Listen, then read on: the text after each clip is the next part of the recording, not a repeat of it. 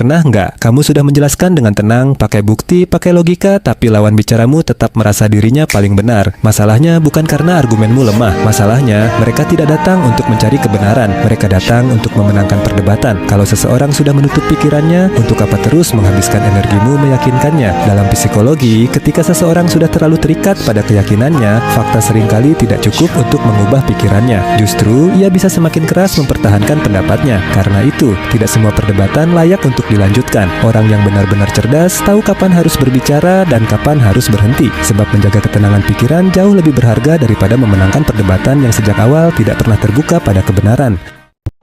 Roy, katanya kapok. Itu pernyataan Roy Suryo di hadapan Kaprodi. Ketika Roy ditanyakan bagaimana terkait status mahasiswanya setelah inkrahnya keputusan ataupun kasasi dari Mahkamah Agung. Artinya Roy terpidana secara inkrah dari Mahkamah Agung. Itu ditanyakan oleh Kaprodi.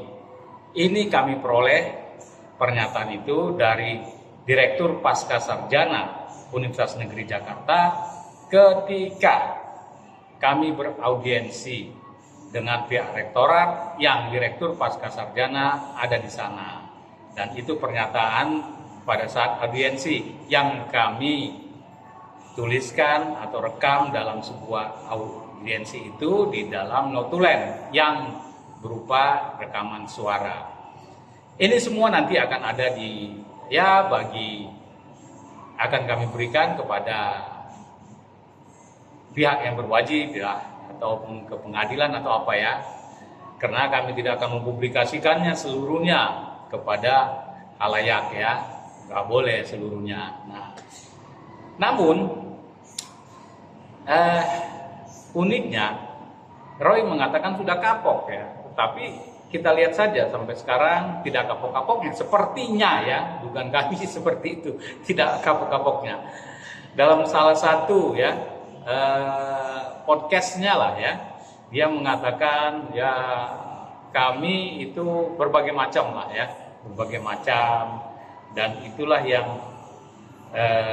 dia lupa mungkin dia lupa apa yang dia nyatakan sebelumnya kepada Kaprodi, apa yang telah terjadi sebelumnya, apa yang dia lakukan, dia lupa mungkin, maka berubah-ubah ya. Berbeda apa yang terjadi sebelumnya dan setelah terjadi. Bahkan ya, Wakil Rektor 1 mengatakan ada 2 kesalahan dari Roy Suryo jadinya ya, setelah mendengar pernyataan Direktur Pascasarjana tersebut.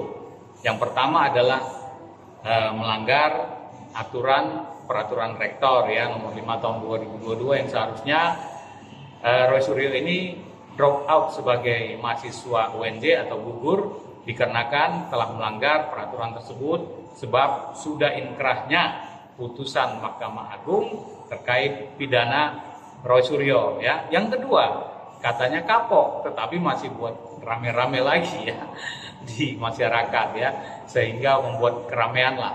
Nah,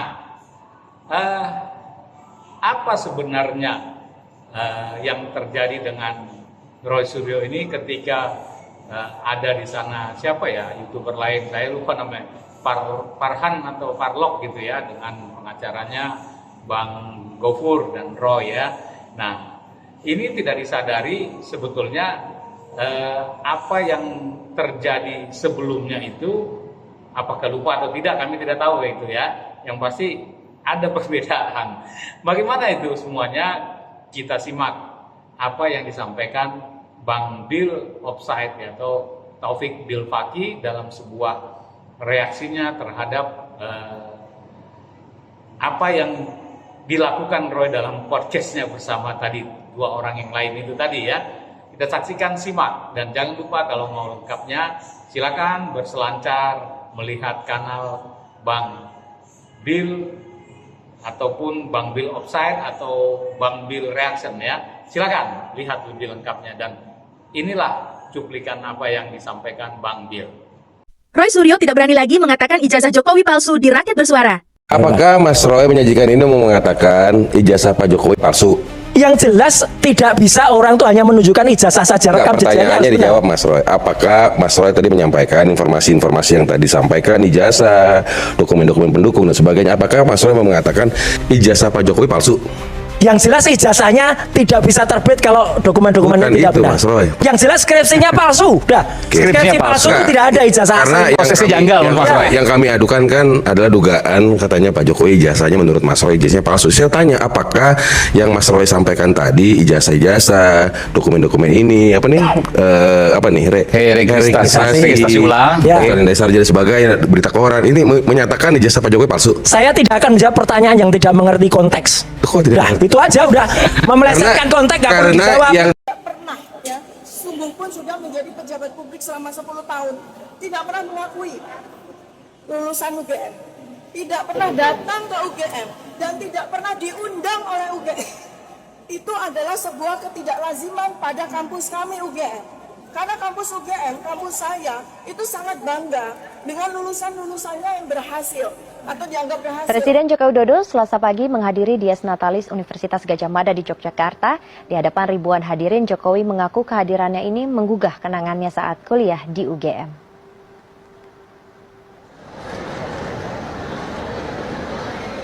Hadir sebagai pembicara dalam Dies Natalis UGM ke-68, Presiden Joko Widodo membuka kuliah umum dengan membeberkan kenangannya selama kuliah.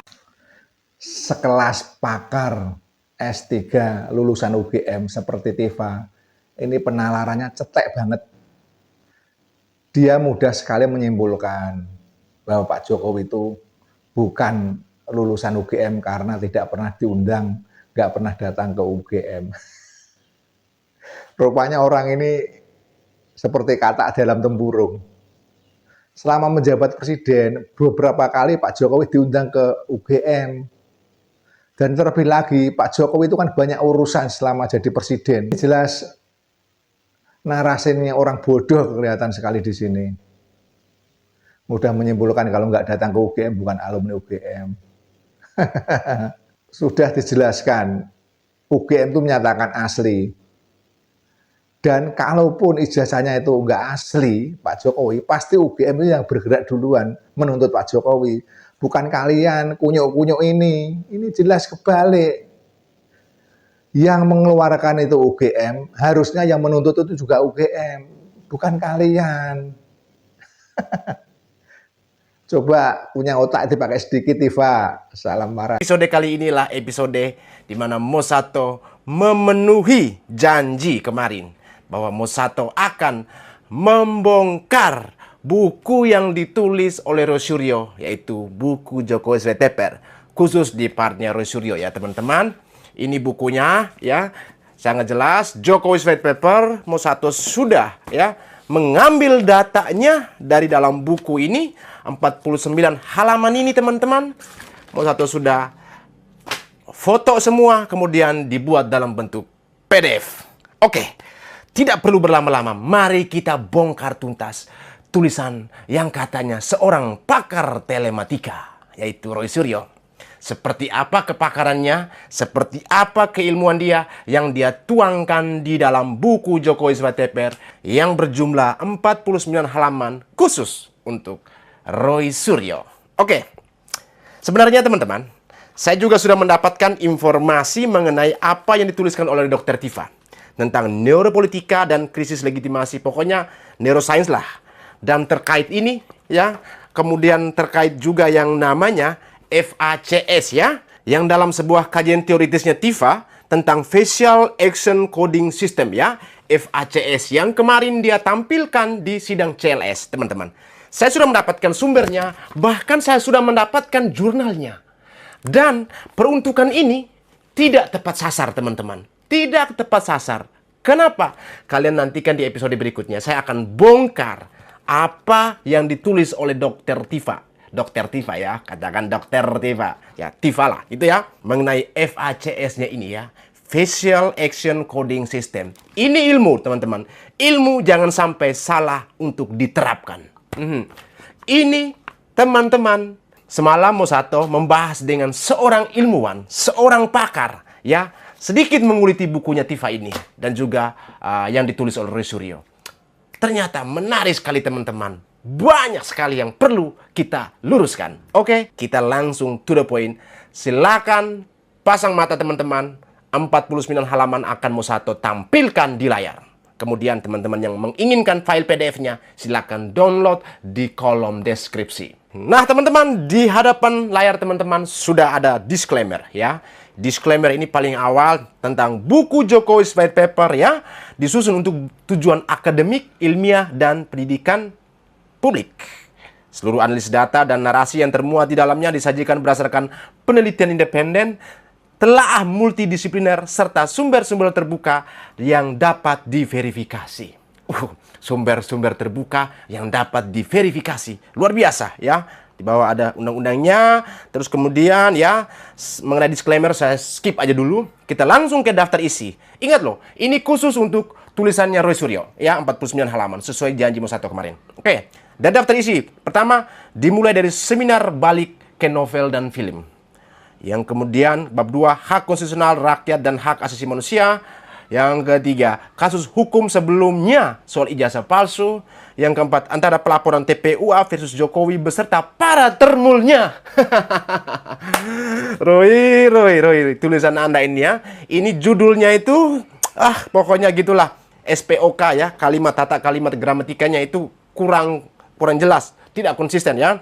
Yang kemudian bab 5, berbagai analisis telematika terhadap ijazah. Nah, berbagai analisis, ini yang kita kejar teman-teman. Berbagai analisis telematika terhadap ijazah. Apa sih metode yang Roy Suryo gunakan terhadap analisis telematikanya ini? Nah, kita akan lihat. Ini terhadap ijazah.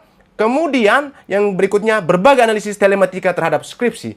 Metode seperti apa yang Roy Suryo katakan terhadap analisis telematika skripsi ini. Dia mengatakan bahwa 99,9% ijazah Pak Jokowi itu palsu. Seperti apa perhitungan numerik yang dilakukan oleh Roy Suryo di dalam buku ini? Kita kupas langsung ke bab 1. Dimulai dari seminar balik ke novel dan film. Seminar balik ke novel dan film. Ingat loh, kata novel dan film. Apa hubungannya dengan telematika? Di sini teman-teman. Seminar memimpin dengan hati. Ada screenshot dari berita di Tempo, teman-teman. Tapi di sini, secara catatan di bawah sini ya, kalian perhatikan di kursor warna merah, lingkaran merah ini, Roy Suryo tidak memberikan catatan bahwa inilah screenshot dari majalah Tempo. Tanggal berapa di screenshot. Tapi di sini dia lampirkan pada paragraf ya teman-teman ya. Ini pada paragraf ini sebagaimana lansir dari Tempo dalam www.tempo.co/politik. Jadi saya kurang dari 2-122-872 dan seterusnya ya. Nah ini ya teman-teman. Ini secara ilmiah tidak masuk. Kenapa? Sumbernya dia harus menyertakan sumber di bawah ini. Screenshot dari majalah Tempo ya. Harus. Kalau nggak dikatakan ini pencurian data tanpa ada izin dari majalah Tempo. Itu aturannya dalam penulisan ilmiah teman-teman. Ingat, ini baru halaman pertama loh. Baru halaman 1. Oke, lanjut lagi teman-teman. Nah, ini loh. Yang berikut tentang Asadi Siregar. Di sini dia menampilkan mantan Ketua Umum PP Muhammadiyah itu kemudian mengulas singkat karakter calon presiden idaman publik. Yakni mampu bertindak nyata untuk persoalan rakyat dan jujur serta anti pencitraan. Nah, di sini apa hubungannya dia masukkan Cintaku di Kampus Biru? Ini sebuah novel karya Asadi Siregar. Apa hubungannya dengan telematika? Terus yang kedua, dia tidak mencantumkan sumber. Ini kan copyright punya orang. Cover buku Cintaku di Kampus Biru, Anda masukkan apakah sudah izin atau belum? Kalau sudah izin, Anda selamat. Tetapi kalau tidak izin, ini masuk dalam kategori pencurian data. Pencurian ya data punya orang teman-teman. Harus menyertakan sumber ya, harus sertakan sumber. Ini baru soal sumber-sumber gambar ya. Kalau kita katakan kreditnya, dia ambil dari mana gitu loh. Nggak boleh sembarangan mengambil data punya orang, ya. Kemudian dilampirkan seolah diklaim sebagai hak cipta milik sendiri. Nggak bisa seperti itu, ya. Itu loh, Roy. Kemudian ini soal tata bahasa. Banyak sekali tata bahasa teman-teman. Nah, kita ini lihat. Nah, di bawah ini novel Cintaku di Kampus Biru, ya. Ini dia cerita mengapa UGM disebut sebagai kampus biru dan bukan kampus coklat. Sebagaimana warna jas alma mater kebanggaannya dan seterusnya dan seterusnya. Pertanyaan saya, apa hubungannya ya ini dengan ijazah Pak Jokowi? Apa hubungannya ini? Kalau memang Anda adalah seorang pakar telematika, jelaskan kepada publik, Roy. 99,9% apa hitungan matematisnya yang kami akan kejar di bab 5 dan 6 itu. Sebentar.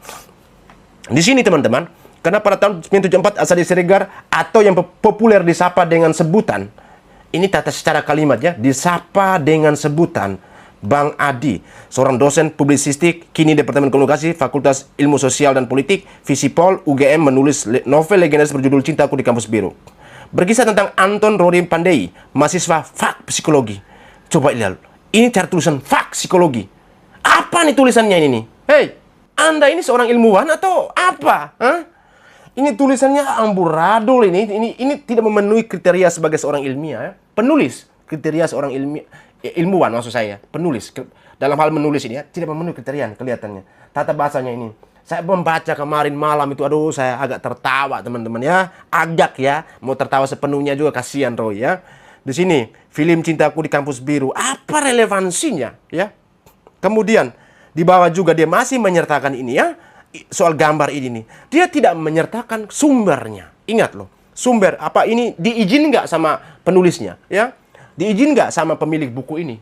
Itu teman-teman ya. Kita lanjut lagi ya.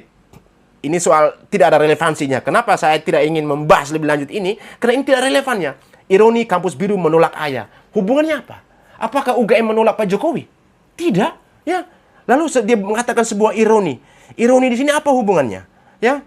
Kampus Biru menolak Ayah. Lalu kau mau relevansikan dengan ijazah Pak Jokowi, skripsi Pak Jokowi. Apa hubungannya? Sekali lagi saya kejar terus itu, apa relevansi Anda, Mas Roy?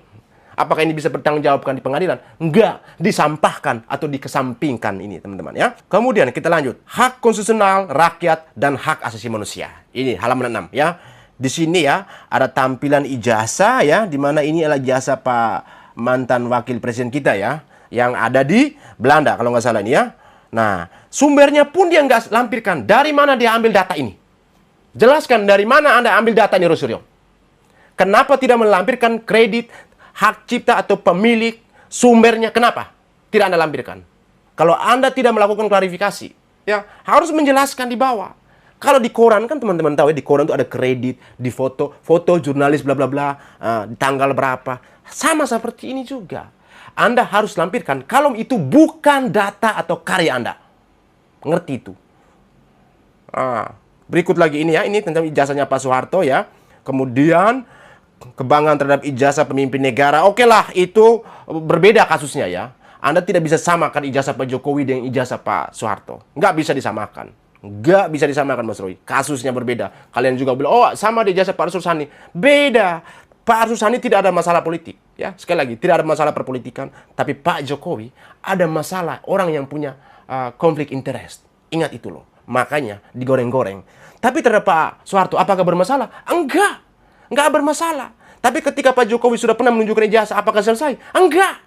Nah, bedanya di situ. Ya, Mas Roy, pakai otak. Pakai otak. Saya berani debat sama Anda, Mas Roy. Saya kejar 99,9%. Apa hitungan matematismu? Buktikan di depan saya. Kau berani nggak, Mas Roy? Saya kejar. Ini bukumu. Kupas. Berikut. Nah, ini soal simbol-simbol ya. Soal simbol ikon-ikon ini ya. Apakah punya dia?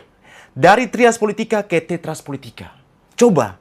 Dari Trias Politika ke Tetras Politika. Apa hubungannya? Oke, mungkin di sini dia akan berbicara soal yang namanya freedom of press, kemerdekaan pers, kemerdekaan berpendapat dan sebagainya. Sekarang, kalau dia menyatakan kemerdekaan berpendapat di ruang publik, sekarang relevansinya dia ingin menyatakan pendapat dia terhadap ijazah, tapi dibarengi dengan tuduhan, hinaan, cacian, makian, katakan seperti itu. Apakah itu kebebasan berpendapat? Hah? Apakah itu masuk kategori bebas pendapat?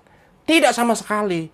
Terhadap ikon-ikon ini kan kalau dicari di Google, dari mana sumbernya, siapa pembuatnya? Roy Suryo, Anda berbahaya, harus sertakan sumbernya. Ya, ini saya katakan bisa masuk dalam satu kategori pencurian data punya orang. Ya, pencurian. Nah, tidak masuk, ini tidak ilmiah sama sekali. Tidak ilmiah, ya, tidak ilmiah sama sekali teman-teman. Dari tata bahasanya, teman-teman bisa cek ya. Ini relevansi dia mengaitkan hukum internasional dan freedom of press tadi ya. Nah, soal ini loh, karikatur ini nih. Karikatur punya siapa ini nih? Tolong yang punya karikatur ini klaim. Karena Roy Suryo sudah menggunakan ini dalam bukunya tanpa izin. Kalau yang punya karikatur ini, teman-teman silakan cari, temukan ya di Google search ya di internet, temukan karikatur ini. Silakan screenshot ya. Ambil data di kolom deskripsi saya ya. Saya sertakan di Google Drive. Silakan kalian download, ambil, sebarkan dan bedah. Kemudian ke bawah lagi. Nah, kebebasan pers, berekspresi dan berpendapat di Indonesia. Ini orang pada tahu semua. Orang ngerti, Roy. Orang paham ya. Undang-Undang 45, apakah ini desainnya dia? Soal-soal desain di dalam itu ya kita perlu lihat. Saya dari tadi belum menemukan soal kajian telematikanya. Belum sama sekali, teman-teman. Saya penasaran, di mana sih 99,9% hitungan dia secara matematis dalam ilmu telematika, ya, telekomunikasi dan informatika, ya, yang seperti apa yang Rusiro selalu koar-koar di sosial media. Kemudian ini ya, membongkar misteri yang menjadi hak publik. Nah, ini loh, gambar foto ini dia harus sertakan kredit, harusnya ya, kredit foto oleh siapa, tanggal berapa, harus Anda sertakan. Kalau seperti ini, orang bilang foto tanpa sumber, asal-asalan saja, ya. Kemudian, ya, di bawah di sini, banyak sekali ya, secara tata bahasa gramatika itu, nggak terlalu, nggak terlalu ilmiah menurut saya, ya, karena banyak kata-kata yang mencong, mungkin typo kah atau apa ya, silakan ya. Tapi saya pikir ada ruang koreksi yang perlu Rusiro lakukan ya. Di atas ini. Oleh karena itu, jika dalam perkembangan terakhir saat buku ini ditulis, pertengahan Agustus 2005, ada 12 tokoh yang dilaporkan oleh Jokowi, Andi Kurniawan, Lecumanan, dan Maret Samilsueken. Maka pelaporan ke-12 tokoh tersebut secara hukum potensial melanggar Undang-Undang KIP Pers. Bahkan Undang-Undang 45, karena apa yang dilakukan sebenarnya justru membantu masyarakat untuk mendapatkan informasi tentang pejabat publik. Kemudian kelanjutannya ke bawah ya. Ini soal dia bagaimana melampirkan datanya ini nih. Aduh, Mas Roy. Nah, kasus hukum sebelumnya soal ijazah palsu. Ya, ini di mana dia menjelaskan kasus yang dialami oleh Bambang Trimulyono. Oke. Nah, ini yang menarik, teman-teman, yang akan kita kupas. Kalau di sini dia berbicara soal kasus hukum, ya. Kalau dia berbicara soal kasus hukum, teman-teman, apa yang dia harus jabarkan? Tentang bagaimana presidennya. Selain presidennya itu, apa saja substansi yang dibahas pada waktu itu, ya. Nah, masih sama juga ya, soal kredit cover ini juga sama, masih blunder di sini, Roy. Blunder besar, Roy, ya. Di sini Jokowi yang cover 2 yang dia tampilkan. Nah, kita lihat baca kasus hukum sebelumnya sebagai sebuah presiden seperti apa. Kita lihat di sini. 5 tahun sesudah peristiwa tersebut di atas, tepatnya 3 Oktober 2022, Bambang Tri berani menggugat secara perdata Presiden Jokowi ke Pengadilan Negeri atau PN Jakpus soal dugaan penggunaan ijazah palsu saat Pilpres 2019. Perkara terregister nomor bla bla bla, sidang perdana dilaksanakan 18 Oktober 2022. Namun, tanggal 27 Oktober 2022, gugatan tersebut dicabut. Berarti NO. Lalu Anda melampirkan kasus ini, Anda ingin apa? Melakukan pembenaran seperti itu. Masukkan gugatan yang NO. Apakah ini akan berlaku dalam sebuah kepakaran telematika Anda? Enggak. Apakah relevan? Enggak. Mas Roy, otak. Kalau otak depan, otak belakang ini suruti fatality. Ya, suruti fatality, otaknya nulis bukunya benar nggak? Ya, itu Mas Roy. Ini kan gugatan NO. Kalau gugatan sudah NO, apa yang mau dibicarakan? Apa yang Anda mau gali dari sebuah pembenaran? Anda mau menyalahkan pengadilan? Silakan. Mau menyalahkan pengadilan? Silakan. Bukannya Anda akan datang dan masuk ke ruang pengadilan. Mas Roy, buku Anda ya, satu Indonesia semua akan tahu seperti apa yang Anda klaim bina pakar telematika, bilang ilmuwan. Seperti ini kualitas Anda. Seperti ini kualitas Anda. Weh, Mas Roy, seperti ini. Seperti ini. Kocak, bilang kocak gitu loh. Ini kan gugatan NO. Jadi, Bambang Tri karena itu ia kembali ditangkap sehingga tidak dimungkinkan untuk menjadi pihak yang berperkara. Akhirnya pengadilan menerima pencabutan tersebut, jadi sebenarnya tak ada putusan pokok perkara alias tidak ada yang menang atau kalah dalam persidangan tersebut. Tapi, ya, Anda menyatakan tidak ada yang menang dan tidak yang kalah. Nyatanya Bambang Tri Gus Dur masuk penjara. Loh, kan NO. Lah, sekarang keputusan di pengadilan. Lalu Anda mau membenarkan siapa? Sekarang pertanyaan saya, Anda mau mereferensikan itu dalam kepakaran Anda, analisis Anda melalui kasus itu. Beda, ya. Setahu saya bahwa Pak Menteri itu mereka meneliti ijazah atau menuduh waktu itu ijazah Pak Jokowi yang SD, SMP, SMA kalau nggak salah. Di mana waktu itu Pak Egy Sujana juga termasuk. Kalian kan masuk ke ijazah S1. Jauh. Berarti kalian melakukan sebuah pengembangan, mengambil dari sebuah kasus hukum sebelumnya yang NO. Mas Roy, aduh. Gimana ya? Anda mau mencerdaskan, tapi Anda malah membodohi. Otaknya gini. Kau lihat ini nih. Ini Mr. Jack, Mas Roy. Mr. Jack, kau mau lawan dia? Kau mau lawan Mr. Jack?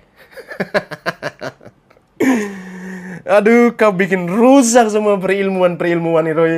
Kasus Pak Menteri Mulyono bersama Sugi Nur Raharja atau Gus Nur, ya. Ini sama juga ya, ini tidak menyertakan ya, walaupun dalam paragraf dia menyampaikan bahwa dari YouTube sekian-sekian, tapi dia harus menyampaikan kreditnya. Harus dong. Mas Roy ya, ini ya, tentang bagaimana kasus waktu itu. Kalau Anda menyatakan bahwa waktu itu, wah, tidak ada menanti yang kalah, tapi ada unsur penodaan agama di mana kasus itu yang di mana Anda tulis ya, ada sara, ya, ujaran kebencian berbasis sara, atau pasal 156A, huruf A, KUHP tentang penodaan agama. Mana ada masuk ini? Mau pakai referensi itu. Kalau Anda tetap mempertahankan sebuah presiden sebelumnya, maka ini sama akan sejajar dengan apa yang dilakukan itu. Yaitu apa? Pencemaran nama baik atau ujaran-ujaran kebencian, ya, masuk. Kenapa? Ijazah Pak Jokowi itu asli. Anda memaksakan untuk mengatakan palsu dengan sebuah hitungan matematis atau numerik 99,9%. Itu logika yang tidak bisa dipertanggungjawabkan dalam buku ini. Saya belum menemukan. Mudah-mudahan sebentar ditemukan. Ada angka 99,9% di mana? Nah, saya akan cari. Oke, lanjut halaman 15. Halaman 15 ini masih menjelaskan tentang kasus hukum. Oke. Kemudian, nah, teman-teman yang jurusan bahasa Inggris maupun bahasa Indonesia, pokoknya jurusan bahasa. Apakah judul ini, ya, masuk akal atau tidak? Secara kalimatnya, gramatikalnya, subjek, predikat, objek keterangan, masuk nggak? Jelas nggak? Ya, ini. Antara pelaporan TPUA versus Jokowi beserta para termulnya. Ada di KBBI mana? Roy, tunjukkan kata termul di dalam KBBI. Berarti Anda sudah apa? Melakukan sebuah kesalahan fatal dalam buku ini. Kata termulnya inilah kita bisa kategorikan dalam dua konotasi, baik positif maupun negatif. Tetapi kalau konteksmu ini bisa dilihat dalam suatu konotasi yang negatif. Anda mengatakan ternak, katakan seperti itu kalau dalam sebuah konotasi. Tetapi kalau termul ini Anda konotasikan positif, oke. Tetapi apakah ini logis? Enggak logis. Judul seperti ini, ya, harusnya kukoreksi. Saya lulusan jurusan bahasa. Saya pernah kuliah bahasa, ya. Sebelumnya baik bahasa Indonesia maupun bahasa Inggris, ya. Jadi Mas Roy, kelulusan kau, otak kau ya, biar kau tahu bagaimana soal menulis kalimat yang baik dan benar. Ingat loh, yang baik dan benar. Bukan asal tulis. Subjek, predikat, objek keterangannya jelas. Atau kau menjadikan sebuah kalimat itu judul menjadi sebuah frasa, harus jelas. Harus tahu konjungsinya. Harus tahu di sini apa objeknya. Harus tahu bahwa kalimat ini atau kata ini masuk nggak dalam KBBI, baku nggak. Kalau ini saya mau luruskan ya, harusnya kalimat yang benar itu seperti ini Mas Roy. Kau dengar ya? Kau dengar Mas Roy, kalimat yang benar gini. Pelaporan TPUA terhadap Jokowi dan pihak terkait. Ingat, pelaporan TPUA terhadap Jokowi dan pihak terkait. Ya, kalau Anda mengatakan di sini adalah sebuah perbandingan, ya, maka gunakan kalimat perbandingan. Jangan dimulai dari awal yang kata antara. Menurut saya, ini tidak logis secara tata bahasa, secara gramatikal. Iya kan? Iya dong. Saya rasa teman-teman yang jurusan bahasa tahu. Makanya ini saya katakan ngaco. Saya X. Ngaco ini nih. Judulnya ngaco. Apa kata termul ini? Hah? Termul kau temukan di KBBI di mana tuh? Di sini juga sama. Sumbernya di sini ya. Nggak menuliskan kredit. Coba ya. Tapi di sini saya kembali lagi soal judul. Ini tidak jelas. Soal apa sih objeknya, apa sih subjeknya. Enggak ada subjek ini nih. Kalau jadikan frasa oke. Tapi sebenarnya apa sih esensinya? Antara pelaporan TPUA versus Jokowi beserta para termulnya. Jadi kalimat ini mungkin ditangkap secara lisan, lugas, oke biasa. Tetapi ilmiah enggak? Enggak ilmiah sama sekali. Nah, laporan TPUA ke Bareskrim di bawah dia tidak menuliskan kredit fotonya oleh siapa, tanggal berapa, ya. Tapi dijelaskan dalam paragraf tanggal 9 Desember tim pembela ulama aktivis. Oke, dijelaskan di situ. Tapi paling nggak dia lampirkan kreditnya, foto oleh siapa. Ya, kalau fotonya dari pihaknya dia, ya udah silakan, kau menang lah Roy, kau menang. Tapi di mana 99%-nya itu? Kita kejar terus. Di bawah dia menjelaskan laporan TPU ya, waktu itu kalau nggak salah Dumas ya teman-teman ya. Kemudian tanggal 18 ya, laporan Jokowi dan termul-termulnya. Coba, nih loh, laporan Jokowi dan termul-termulnya. Ini kan, saya bilang apa? Kurang ajar. Kalimat termul-termulnya ini, apakah dia menjelaskan di belakang nanti, apakah oh termul ini artinya begini-begitu? Dia nggak menjelaskan termul-termulnya. Menjadikan satu kata yang baku menurut dalam otaknya dia. Padahal dalam KBBI nggak ada. Ya, ini nama apa? Tidak ilmiah sama sekali. Ya, ini buku malah menambah memperberat hukuman terhadap Roy Suryo. Ya teman-teman. Jadi di sini juga sama. Termulnya ditulis ini. Yang disuruh, pokoknya nggak jelas bagaimana konteks dia, apa nama kalimatnya. Setelah sempat diawali dalam kurung apa di sini ya? Ini kita lihat ya. Setelah sempat diawali dalam kurung tes ombak. Kamu tes ombak siapa? Oleh beberapa termulnya dalam kurung yang disuruh, jadi dia seolah-olah mengatakan bahwa ini Pak Jokowi yang menyuruh termulnya melapor begitu. Jadi di dalam bukunya itu dia bukan memberikan suatu kepastian, tapi dia memberikan apa? Adanya keraguan. Kemudian selain itu apa? Ada praduga. Satu unsur-unsur yang bagi dia, ya nggak pasti ngapain kau nulis. Ya, yang disuruh tanda tanya. Siapa yang suruh Roy? Kacau kau Mas Roy. Kacau sekali. Ini tuh secara editingnya tata letak juga ngaco ya. Ini termul-termulnya ya. Kacau balau ini. Fotonya ini juga dia nggak tahu ngambil dari mana nih. Ya, nggak jelas kau nih Roy. Kacau nih. Lanjut ya bab 19. Nah, ini yang kita tunggu-tunggu teman-teman. Ini ya, berbagai analisis telematika terhadap ijazah Pak Jokowi. Yang dia katakan apa? 99 ya. 99,9%. Ya, di manakah angka itu Mas Roy? Kita akan temukan di dalam buku ini. Apakah ada? Kalau nggak saya gigi jari gini Mas Roy. Mas Roy, oke? Sabar, biar menarik. Kita bunyikan pancinya dulu ya. Oke, di sini saya sudah ngambil pancinya ya, Mas Roy. 99,9%. Sah apa tidak? Panci ini. 99,9%. Sah atau tidak? Di mana tulisannya itu? Di mana angka itu? Di mana numerik itu di dalam buku ini? Sah atau tidak? Panci nih. Kita lihat teman-teman. Oke, kita kembalikan. Kita bunyikan panci. Kita menyambut 99,9% yang katanya Rasulullah bilang itu palsu di dalam bukunya itu. Apakah ada? Kita sambut dengan pukulan panci. Oke, kita lanjut teman-teman. Kita lihat. Di sini sudah lingkar kan? Penampakan fotokopi ijazah Jokowi di FAK. FAK. Harusnya fakultas, dia FAK. Kehutanan UGM. Nah, ini teman-teman ya. Saat kasus ijazah palsu mulai bla bla bla, di sini di foto ini screenshot dari Kompas TV. Dia tidak melampirkan sumbernya, tapi dia menulis di dalam paragraf. Bagaimana orang bisa memastikan itu? Harus sampaikan kredit. Nah, ini yang penting. Roy Suryo, ini saudara saya. Fabian Januarius Quadro. Itu saudara saya. Saudara sepupu saya, jurnalis di Kompas. Namanya salah. Salah kau tulis nama. Ya, namanya Fabian Januarius Quadro. Ya, saya harus kasih tahu yang benar. Saudara saya, tanya itu ke Kompas. Saudara sepupu saya. Ya. Kami satu kampung asalnya. Satu kampung asalnya. Aku kasih tahu kau. Tulis yang benar itu. Tulis. Ini kau sudah menulis salah namanya. Fabian Januarius Quadro. Salah. Kau tidak melakukan pengecekan. Ini metodologi seperti apa? Ini riset. Nggak melakukan apa-apa. Harus cross check dulu. Oh, wartawan benar namanya siapa? Ini kan sama dengan kau apa? Merusak nama orang. Ya. Nama asli orang bukan seperti ini. Kau tidak melakukan pengecekan di Kompas. Asal comot. Tulis ini. Kalau typo, oke lah. Harus minta maaf ya. Kau sebut nama salah ini. Ini saudara sepupu saya.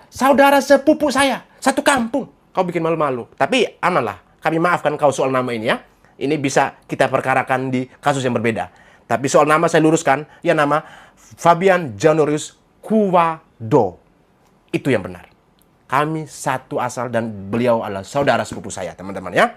Jurnalis di Kompas, rambut panjang, teman-teman tahulah gitu. Oke, ini pernah ditayangkan ya, waktu itu kan diinvestigasi oleh saudara saya, Fabian ya, ke UGM ya, melihat skripsi dan ijazah Pak Jokowi. Kemudian ditampilkan oleh Roy Suryo, kalau sumbernya punya dia. Tidak ada melakukan kredit di bawah sini. Itu yang saya bilang, blunder besar Anda Roy Suryo. Kemudian lanjut lagi, soal isu keanehan ijazah Jokowi sepanjang 3 Mei dan 13 detik itu sempat menampilkan sekilas skripsi fotokopi ijazah nomor 1120 dan fotokopi ijazah almarhum Hadi Mulyono nomor 116. Nah, ini di mana? Anda punya data nggak? Bisa Anda tampilkan nggak, Mas Roy? Ya, soal ini. Ada nggak data Anda? Ada nggak? Kalau ada, tampilkan. Tampilkan, jangan cuma dalam bentuk narasi aja. Itu yang kita kejar. Jangan sampai Anda fitnah. Dan sudah masuk dalam tuduhan, bukan fitnah lagi. Ya, lanjut lagi teman-teman. Unggahan ijazah Jokowi berwarna DX.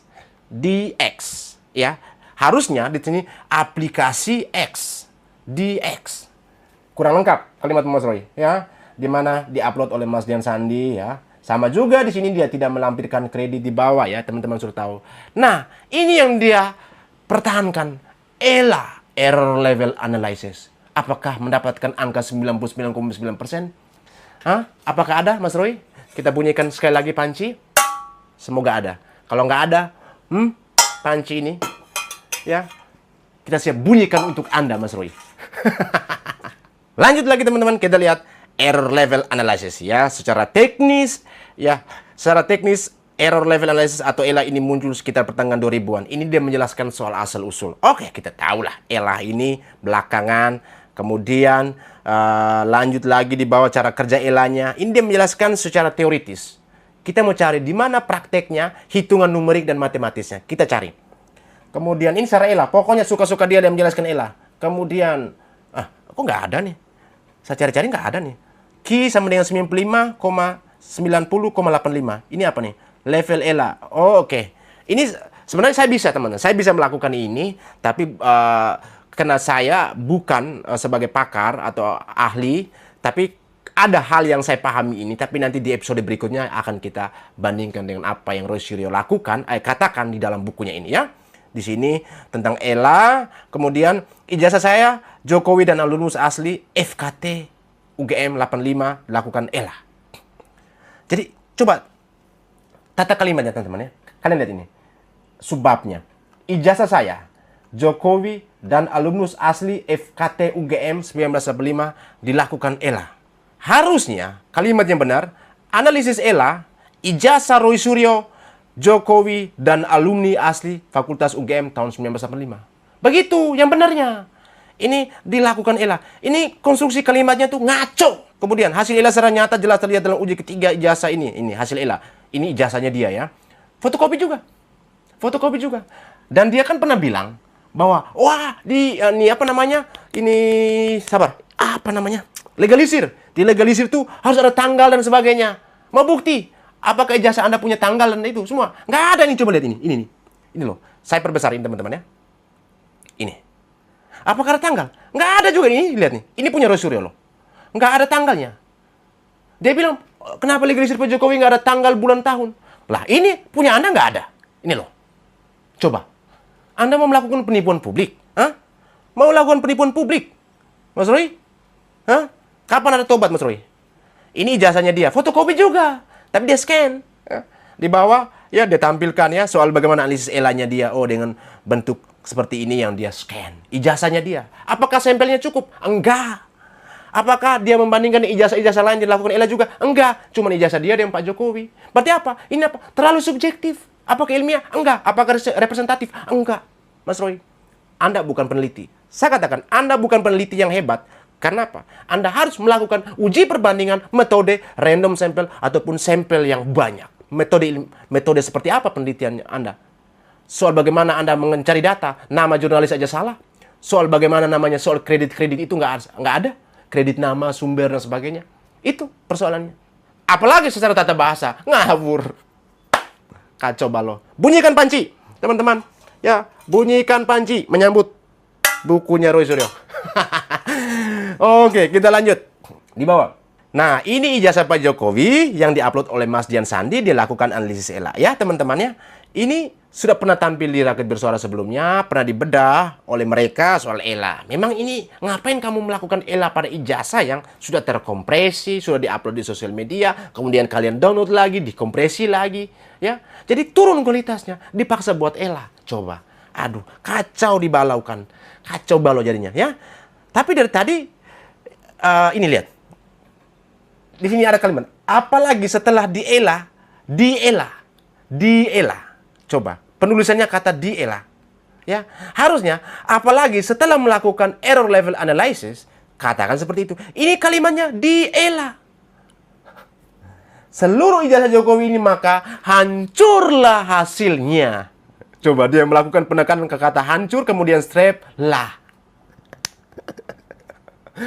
Tulisan seperti ini apa kategori sebagai seorang penulis ilmuwan, Mas Roy? Kata hancurlah hasilnya. Ini bahasa Anda, narasi Anda yang cuap-cuap. Baru Anda langsung kayak apa ya? Kayak ditranskrip lagi ke dalam buku ini. Makanya kacau. Ini jelas membuktikan ya. Logo UGM di tengah. Ini kata di tengah ini harus terpisah ya. Di tengah. Ya. Anda menggunakan kata sambung, kata penghubung di, lalu tengah. Tengah itu bukan kata kerja. Tengah itu soal posisi, keterangan tempat. Maka dikerjakan. Boleh kalau Anda gunakan diela di atas ini, teman-teman. Diela, tetapi ela ini ya, teman-teman, tidak boleh disambung. Dilakukan error level analysis. Harusnya begitu. Dilakukan ela. Kalau langsung diela, apakah ini ya, ini kata asing ya. Error, kata asing level ya, yang diserap ya, ada penyerapan. Jadi kata diela itu nggak masuk kategori kata, secara gramatikanya ya teman-teman, itu nggak masuk. Apalagi di tengah. Di plus kata kerja, nyambung ya, dilakukan, dikerjakan. Kalau di tengah ya seperti ini, itu nggak bisa, Roy. Nggak bisa ya. Anda mau bilang jurusan komunikasi, kita uji tata bahasa. Di sini paling banyak ngaco. Kalau ini saya belum bedah soal kata per kata, soal tata bahasanya. Ini saya masih melihat secara highlights. Karena nanti setelah ini saya akan hadirkan pakar telematika, pakar linguistik untuk membedah ini. Ya, soal apa? Logika menulis, gramatika, kecocokan data, kemudian soal yang namanya sumber-sumber yang Anda ambil. Ya, dan metode-metode. Kita lanjut di bawah. Ini ijazah Pak Jokowi. Pokoknya ini sudah pernah di bawah dijelaskan Luminance Gradient Analysis, SFS, Shape from Shading dan Depth Mapping. Ya, ini dia menjelaskan kelanjutan dari ELA. Teman-teman, kita lanjut. Sadar tadi belum menemukan 99,9%. Belum. Saya masih cari penasaran di mana itu barang. Nah, ini juga ya tulisan pas, foto. Pokoknya banyaklah tata bahasa yang agak ya nggak masuk di akal gitu loh. Padahal bilang doktor tapi kayak begini. Ya, ini ijazah Pak Jokowi yang mereka lakukan yang namanya apa? Luminance Gradient ya. Mereka lakukan luminance gradient. Kemudian penggunaan program face comparison. Nah, ini yang menarik. Pada sesi ini teman-teman nanti saya akan hadirkan Pak Roni Teguh ya atau Pak Joshua untuk membedah soal namanya program face comparison. Ternyata teman-teman di sini ya, Mas Roy tidak melakukan ya satu simulasi yang menggunakan lebih dari 100 sampel. Dia hanya menggunakan 1 ataupun 2 foto. Ya, tidak banyak dan itu tidak fair dalam melakukan sebuah penelitian, dalam sebuah riset. Ya, dia harus banyak sampel dan terlalu subjektif apa yang dilakukan. Dan demonstrasi yang dalam kotak dialog sebuah demonstrasi itu apakah ada? Nggak ada. Dia cuma menampilkan hasil. Lalu di mana soal bagaimana yang namanya program atau namanya apa ya uji secara komputasinya, ya jalankan programnya gimana, prosesnya itu ya proses secara komputasinya ada nggak? Saya cari-cari nggak ada. Mau saya buktikan nggak ada. Di sini dia bilang program face comparison. Dia hanya menjelaskan soal teori. Kemudian cara kerjanya, tetapi tidak ada simulasi komputasinya. Ada nggak? Nggak ada. Ini semua dia hanya menjelaskan uji face comparison pada pas foto ijazah. Ini kan sudah dekor-dekor. Lalu di sini dia tampilkan ya. Ini kan dia pakai handphone ini teman-teman. Kalau nggak salah pakai handphone. Ini buktinya ada gambar tanda share ini. Pakai handphone doang terus dia pakai fotonya dia. Kemudian di bawah dia uji perbandingan foto Pak Jokowi dengan foto ini bilang face not match. Kemudian sebelah face match dengan Pak Dumatno. Apakah ini masuk di akal? Memenuhi logika dalam sebuah penelitian? Enggak. Ini nama apa? Ini bisa masuk dalam kategori sebuah apa namanya manipulasi. Bisa aja masuk dalam manipulasi. Kenapa? Karena di sini dia tidak menampilkan caranya ya, bagaimana cara kerjanya sehingga proses one by one. Orang bilang apa? Seperti tutorials, step by step. Pertama, insert foto. Yang kedua, foto pembandingnya siapa. Kemudian hasilnya bagaimana. Tetapi kalau dia langsung melakukan seperti ini, mana publik mau percaya? Face comparison resultnya langsung seperti ini. Orang nggak bakal percaya. Mana prosesnya? Jangan sampai ada manipulasi. Ya, bisa saja terjadi. Ya, kalau kita ngecek. Tetapi kita butuh, Mas Roy, buktikan di mana 99,9%-nya itu yang saya kejar. Ya, maka dengan itu Anda harus bisa menjelaskan soal tutorial ini. Soalnya Pak Roni Teguh bersama saya itu sudah pernah melakukan uji face comparison foto yang sama ini. Ya, semua foto yang sama ini. Dan semuanya itu, misal ini ya, foto ijazah Pak Jokowi yang ini, face-nya cocok. Match, akurat. Kalau foto Pak Jokowi yang ijazah ini dengan foto Pak Rumatno, nggak cocok. Itu kita menggunakan apa? Program apa? Retina Face, ya. Terus kemudian plus Arc Face, teman-teman. Di sini memang dia sempat menyebutkan ya, ada program di sini yang dia gunakan Arc Face, FaceNet, Deep Face, atau VGG Face. Tapi dia tidak menggunakan secara yang namanya Retina Face. Kemudian di sini dia jelaskan menghasilkan vektor numerik 128 sampai 5112 dimensi. Lalu di manakah ya tampilan ini? Mas Roy, di manakah tampilan ini? Kami nggak bodoh. Ku kasih tahu kau Suryo, kami nggak bodoh. Anda menjelaskan ini di mana tampilannya? Anda menjelaskan di sini menghasilkan vektor numerik 128 5112 dimensi. Di manakah tampilannya? Cuman menulis ini. Tahapan berikutnya adalah similarity scoring yang menghitung jarak antara dua vektor. Biasanya dengan cosine similarity atau Euclidean distance. Ini saya tahu. Saya paham ini. Di mana datanya? Di mana kotaknya? Di mana angkanya? Numeriknya mana? Buktikan. Anda cuma menulis ini. Kotak dialog. Simulasinya. Retina face, Arc face, ataupun VGG face. Buktikan. Tunjukkan mana? Tunjukkan. Anda cuma tampilkan face comparison resultnya saja di bawah ini. Maka ini kami curiga. Kami curiga Anda, Mas Roy. Hah? Kami curiga. Dugaan kuat. Ini ada unsur manipulasi. Jangan-jangan foto yang ini Anda tempel aja. Karena di sini apa? Ini pakai handphone. Terus ini bisa aja screenshot. Ya, ini bisa aja hasil dari screenshot. Kenapa? Bisa aja diedit, kemudian di screenshot, diedit, kemudian tempel lagi foto dengan size yang sama seperti ini. Tapi ini dugaan saya. Kalau ini benar, maka habislah Koro Suryo. Tapi nanti ini kita akan bahas metode berikutnya lagi teman-teman ya. Kita akan bahas lagi. Sekarang kita lihat yang ini teman-teman. Lanjut lagi di halaman 32 ya. Metode-metode yang dia gunakan soal identik dan non-identik ya. Ini banyak sekali, saya pikir nggak terlalu masuk juga. Ini ijazah-ijazah pembanding ya. Yang dia tampilkan ada punya siapa nih? Ya, Pak Fronojiwo juga ya. Kemudian ijazah Pak Jokowi dan ijazah teman-temannya Pak Jokowi ya. Pembanding. Dia cuma masukkan kayak gini. Apakah data ini bisa direpresentasi? Tidak. Tidak secara lengkap dia menampilkannya. Saya terus mengejar ya, di mana letak 99,9%-nya. Ya, saya cari-cari tadi belum dapat. Kemudian lanjut, ini masih penjelasan dia yang congor-congor di sosial media ini. Ini juga sama. Lanjut lagi 38. Nah, analisis telematika terhadap skripsi. Ini nih teman-teman, kita lihat seperti apa analisis dia terhadap skripsi ya. Kita lihat ini dia menjelaskan soal halal bihalal teman-teman ya. Masih dengan ini ya, namanya salah. Kemudian di bawah soal halal bihalal di UGM, fak UGM nggak jelas tulisannya. Ini kredit juga nggak ada ya. Kemudian sampai di bawah ini dia masih menjelaskan soal bagaimana mereka mencari data. Nah, di sini berbagai kejanggalan di skripsi Jokowi. Berbagai. Saya mau cari di mana letak telematikanya. Ini tulisnya juga ini masih jarak-jarak ini. Titik-titik sini. Ini nggak rapi nih. Nah, skripsi ini didapat dari mana nih? Dia harus menyatakan sumbernya. Harusnya. Ya, skripsi Pak Jokowi ini. Kemudian ini berbagai kejanggalan. Rismon kan sudah mengakui ya bahwa ada hal-hal yang keliru soal font, soal tanda tangan rektor dan sebagainya ya. Di mana ada di beberapa fakultas lain juga yang sama seperti itu ya. Ini data sumbernya dia tidak tulis. Dari mana sumbernya? Nah sekarang dosen pembimbing tanda tanya IR Kasmujo. Lah, kita lihat 45, 46 teman-teman ya. Ini data-data ini semua sudah pernah dia tampilkan. Makanya ini saya bilang sebelumnya seperti clipping. Kemudian ini dia tidak menyampaikan apapun soal kredit dari YouTube ini ya. Kacau balon nih. Bantahan Kasmujo, kemudian apa nih? OTW. Oh ya, ini oke dari sumber YouTube. Oke. Kemudian ini banyak sekali tata bahasanya. Ini bahasa narasi yang lisan sebenarnya ya. Kemudian dospem akademiknya nggak secara lengkap ya menuliskan itu. Kacau nih. Sumber-sumbernya juga ini screenshot ini dia harus lampirkan sumbernya juga ya, walaupun terlihat sumber di dalam screenshot tapi tetap secara etikanya ya. Kemudian tidak ada lengkap mengisi. Nah, ternyata kesimpulan dia itu apa? Kesimpulan Roy itu 99,9% itu tidak ada perhitungan numerik. Dia malah dalam bukunya menuliskan kesimpulan seperti ini. Skripsi tidak diuji sama dengan tidak lulus. Tidak lulus sama dengan tidak ada ijazah asli. Tidak adanya lembar pengujian skripsi. Itu kesimpulan dalam bukunya dia. Lalu di mana 99,9%-nya?